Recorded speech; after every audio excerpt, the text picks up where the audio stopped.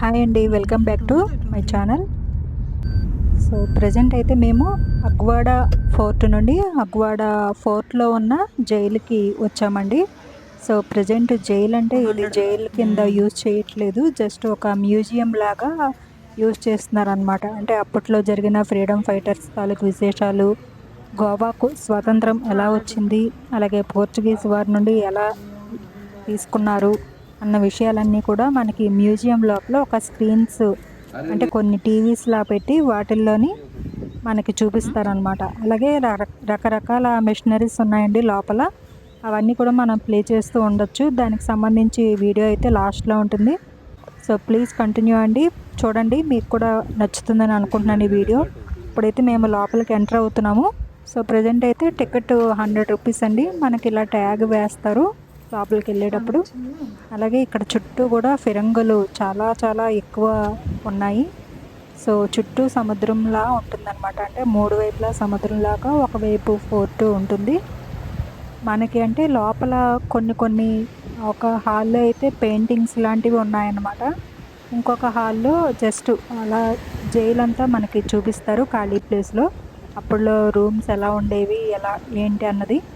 అలాగే నెక్స్ట్ ఇంకొక దాంట్లో మనకి మ్యూజియం, టీవీలు అవి పెట్టి అన్ని వీడియోస్ ప్లే చేస్తూ ఉంటారనమాట. మనం చూసుకోవచ్చు అలాగా. సో అప్పుడు ఎలా జరిగింది ఏంటనేది తెలుస్తూ ఉంటుంది మనకి. ప్రస్తుతానికైతే ఒక బ్లాక్ దాటి ఇంకో బ్లాక్లోకి అడుగు పెడుతున్నామండి. ఇక్కడ నుండి అసలు జైలు అన్నది స్టార్ట్ అవుతుంది. ఇవన్నీ కూడా ఫ్రీడమ్ ఫైటర్స్ తాలూకు నేమ్స్ అన్నమాట. చూడండి ఎంతమంది ఉన్నారో. అలాగే ఇప్పుడు ఒక జైల్లోకి అయితే ఎంటర్ అవుతున్నామండి. సో అప్పుడు రూమ్స్ ఎలా ఉన్నాయి అవన్నీ చూపిస్తారనమాట. అంటే ఖాళీగా వదిలేశారు. ఫ్లోరింగ్ అయితే చేసినట్టున్నారు, మంచిగా బాగుంది. అండ్ కొన్ని పెద్ద హాల్స్ ఉన్నాయి, కొన్ని చిన్న చిన్న రూమ్స్ ఉన్నాయి. అంటే ఓన్లీ కిటికీలోని చూసినా కూడా ఓన్లీ సముద్రం తప్ప ఇంకేం కనబడదు అనమాట. అప్పట్లో ఖైదీలకి అలా ఉండింది. కొన్ని జైల్స్లో అయితే ఇంపార్టెంట్ వ్యక్తుల బొమ్మలు కూడా పెట్టారండి. చూడండి, నేనైతే భయపడ్డాను ఒక నిమిషం చూసి, ఎవరో ఉన్నారో అనుకుని. తీరా చూస్తే ఆయన పేరు అవన్నీ కూడా మనకి పక్కనే ఒక క్యూఆర్ కోడ్ అనేది ఉంటుందండి. సో ఆ క్యూఆర్ కోడ్ స్కాన్ చేయగానే అతని గురిండిన విశేషాలు వస్తాయన్నమాట. అంటే ఒక సెల్లో ఏమేం చేస్తారు, ఎవరున్నారు, దాన్ని బట్టి ప్రతి సెల్కి ఒక క్యూఆర్ కోడ్ అనేది ఉంది. ఇంపార్టెంట్ వాటికి మనం స్కాన్ చేయాలన్నమాట. చూడండి, మా వారు సరదాగా జైల్లోకి వెళ్ళి కూర్చున్నారు. ఇలా క్యూఆర్ కోడ్ని స్కాన్ చేయాలన్నమాట. ఇప్పుడు మళ్ళీ కిందకు వచ్చేసాము పైనుండి. ఇక్కడ చూడండి, ఇక్కడ నేరస్తులకి శిక్షణ విధించేవారంట. అంటే పనిష్మెంట్ చేసేవారనమాట, ఇచ్చేవారనమాట.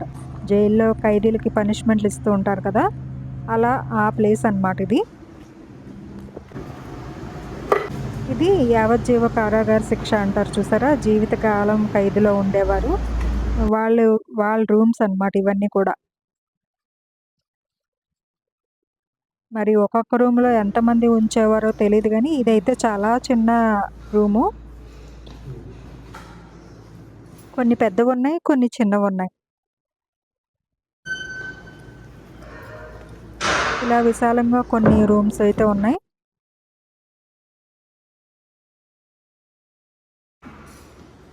ఇది ప్రేయర్ హాల్ అన్నమాట. పైకి కిందకి కనబడేలాగా కట్టారు.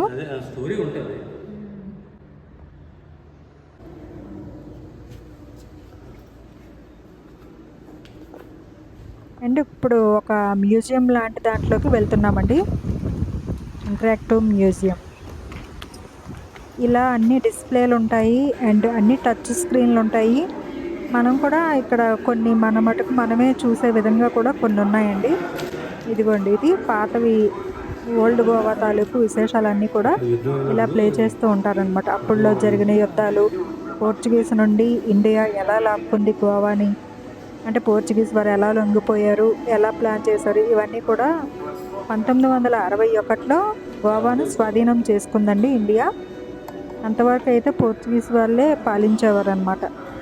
లాస్ట్ ఇంకా 1961లో మనదయింది. సో ఇలా వాళ్ళ గురించి విశేషాలు, అలాగే అక్కడ మిషనరీకి సంబంధించి కొన్ని బటన్స్ ఉన్నాయి. అవి మనం కనుక ప్రెస్ చేస్తే ఏ ఇయర్ తాలూకు ఆ ఇయర్వి విశేషాలతో కూడిన మెసేజ్ అనేది డిస్ప్లే అవుతుంది. అక్కడ మనం ఇయర్ నేమ్ నొక్కచ్చు అనమాట. ఏ ఇయర్లో నొక్కితే ఆ ఇయర్ తాలూకు విశేషాలు అక్కడ కనబడుతూ ఉంటాయి, డిస్ప్లే అవుతుంటాయి.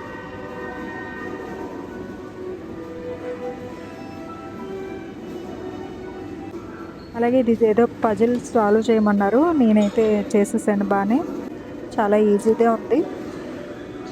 అండ్ దాని గురించి డిస్ప్లే అనమాట.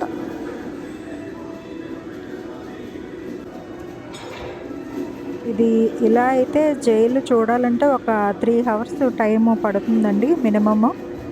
ఎందుకంటే ఇవన్నీ మనం అబ్జర్వ్ చేసి మనం తెలుసుకోవాలి హిస్టరీ గురించి అనుకుంటే మటుకు ఇంకా 3 అవర్స్ ఏంటి, ఇంకా ఎక్కువే టైం పడుతుంది.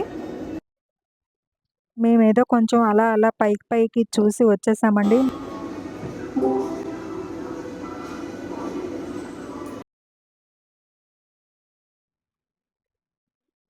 ఇది జైలు ఇంకా ఇలా ఖాళీగా ఇదొకటి మటుకు ఏమీ చేయకుండా ఉంచారు. చూసారు కదా, ప్రతి దాని పక్కన క్యూఆర్ కోడ్ అనేది ఉంటుంది. ఇది ఒక మ్యూజియం అనమాట ఇంకొకటి. సో అలాగా 3, 4 ఉన్నాయండి మ్యూజియంస్. అవన్నీ చూసుకొని కూడా మనం బయటకు రావచ్చు.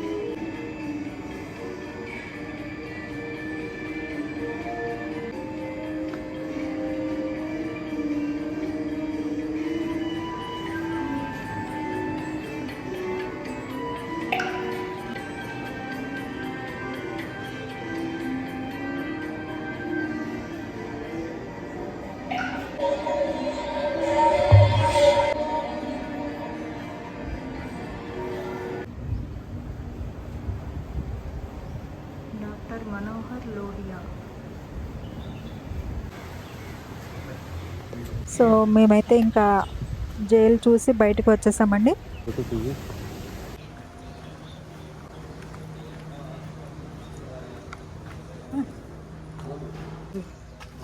స్టార్టింగ్లో కొన్ని బ్లాక్స్ని ఇలా ఆఫీసులుగా అయితే ఉపయోగిస్తున్నారు.